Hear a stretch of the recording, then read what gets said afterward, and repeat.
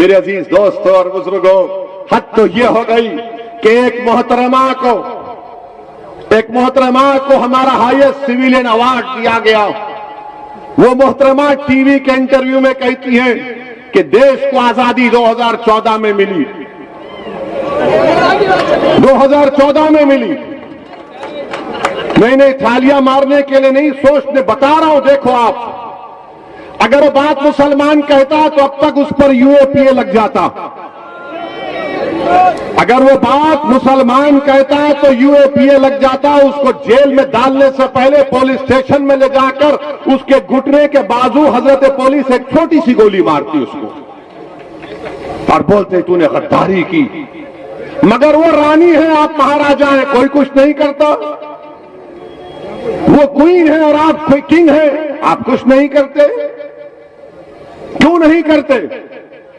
अगर हमारे मुंह से अगर गलती से भी निकल जाता,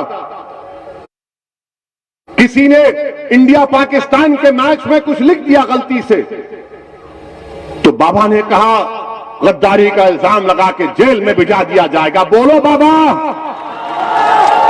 मैं उत्तर प्रदेश के मुख्यमंत्री से पूछ रहा हूं, मैं देश के प्रधानमंत्री नरेंद्र मोदी से पूछ रहा हूं, क्या देश 47 में आजाद हुआ या 2014 में आजाद हुआ? बताओ।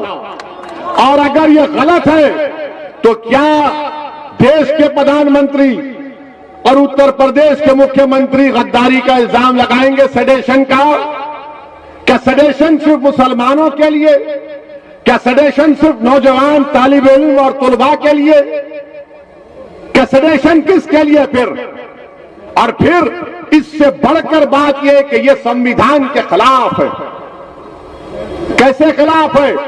भारत के संविधान में एक फंडामेंटल राइट्स है, हुकूक है, और एक ड्यूटीज है। नरेंद्र मोदी बार बार बोलते हैं ड्यूटीज, अपना ड्यूटी निभाओ। नरेंद्र मोदी जी, पार्लियामेंट में बल्कि संविधान में लिखा है कि इस बात को हमको तालीम दी जा रही है संविधान के जरिए कि हर भारत के रहने वाले के लिए, नागरिक के लिए जरूरी है कि वो मुजाहिदीन आजादी की इज्जत करें। डायरेक्टिव प्रिंसिपल्स में लिखा गया। बताओ तुम क्यों खामोश हो? खाली एक बयान आ गया बीजेपी से कि इस बयान से हम नहीं मानते। नहीं मानते तो फिर हम जब बोलते हैं तो हम पर मुकदमा क्यों? हमको भी कहो कि तुम्हारी बात को नहीं मानते, मगर तुम जो चाहे मन गढ़ंत बातें अनाप शनाप बकते रहोगे।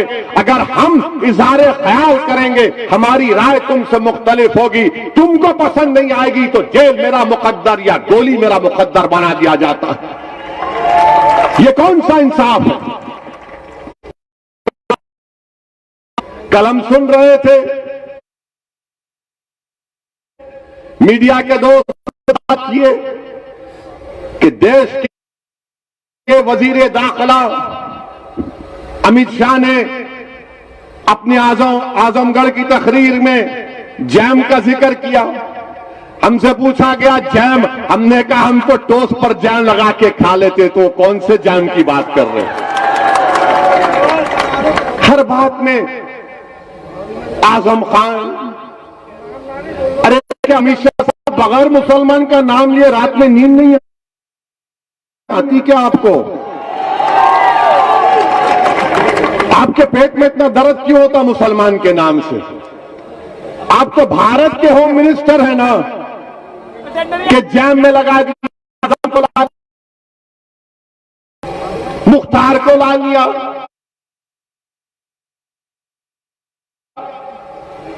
जिना के बारे में हमको क्या बोलना, हमको ताल्लुक ही नहीं।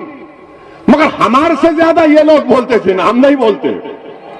मुसलमान जिना नहीं बोलता कभी, मगर ये लोग बोलते, जिसमें सब शामिल है।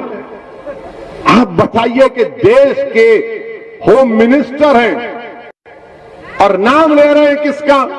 हैदराबाद को भी आए थे, हैदराबाद को भी आकर बहुत हमारे बारे में तस्करा किया। हर जगह हैदराबाद जब कभी आते अमित शाह या तेलंगाना आते, बोले ओवैसी ये, ओवैसी ये। हमने कहा हाँ, पूरे भारत के अगर कोई लैला है तो उसका नाम असदुद्दीन ओवैसी। सब मेरे मजनू है, इनको सुकून नहीं मिलता ना। इनको सुनिए सुनिए, इनको सुकून नहीं मिलता। नाम लेना चाहिए मुसलमान का, नाम लेना चाहिए। अरे शिवली के नाम लेना था आजमगढ़ में, हजरत शिवली का नाम लेना था आजमगढ़ में, क्यों नहीं लिए? उन्होंने भी तो बहुत काम किया ना, तारीख बनाई इस मुल्क की, मगर इनको शिवली याद नहीं आया, इनको आजम याद आ गए। इनको कैफे आजमी याद नहीं आया, इनको मुख्तार याद आ गया। अच्छा ये बताइए होम मिनिस्टर साहब, आपने ये बताया कि ये मुसलमान क्रिमिनल है जो हम नहीं मानते आजम को क्रिमिनल। कोर्ट ने अभी कोई फैसला नहीं दिया, कोर्ट जब फैसला देगा देगा, मगर हमको ये बता दीजिए कि आपका होम मिनिस्टर, आप ही के मिनिस्ट्री में मिश्रा साहब मिनिस्टर हैं, उनका बेटा क्या जेल में फूल बेचने के लिए गया? जेल में उनका बेटा किस लिए जेल में है बता अमित शाह?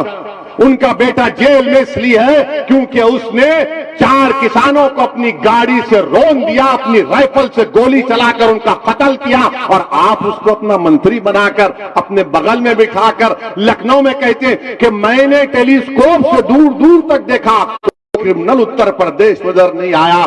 तो किसी ने, कहने वाले ने कहा अमित शाह बाजू खड़ा है, तुम सामने देख रहे हो बाजू खड़ा है। आप बताइए ये बीजेपी का मामला, पेट्रोल की कीमत आसमान को छू गई, तो देश की जनता गरीबों की आंखों में धूल झोंकने के लिए थोड़े से पैसे कम कर दिए, 10 रुपये 20 रुपये। जब आप 20 रुपये कम कर सकते हैं तो आप 40-50 रुपये भी कम कर सकते हैं, क्यों नहीं करना चाह रहे आप? गरीबों का वोट लेंगे और गरीबों का खून भी चूसेंगे, और महंगाई गरीबों को मार रही है। गरीब परेशान है, मगर ये लोग क्या कहते हैं? Jam jam. अरे खाने को खाना नहीं है, तुम कौन से जैम की बात कर रहे हो? मेरे अजीज दोस्तों और बुजुर्गों, ये बीजेपी का, और फिर हर तरफ से आप देख रहे हैं कि यहां पर अलीगढ़ मशहूर है, ब्रास के स्टैचूज बनते हैं, ताले बनते हैं, मगर क्या यह बात सच नहीं है कि नोटबंदी ने, जीएसटी ने, लॉकडाउन ने तमाम कारोबार को बर्बाद करके रख दिया? नोटबंदी ने, जीएसटी ने लॉकडाउन में बर्बाद कर दिया। वेल्डिंग का काम होता था, वेल्डिंग के काम के लिए उस सिलेंडर में ऑक्सीजन की जरूरत पड़ती। 1000 लोग, 1000 यूनिट बंद हो चुके हैं, मगर बीजेपी के लोग बात करेंगे तो जे की बात करेंगे, या जैम की बात करेंगे, या फुलां की बात करेंगे।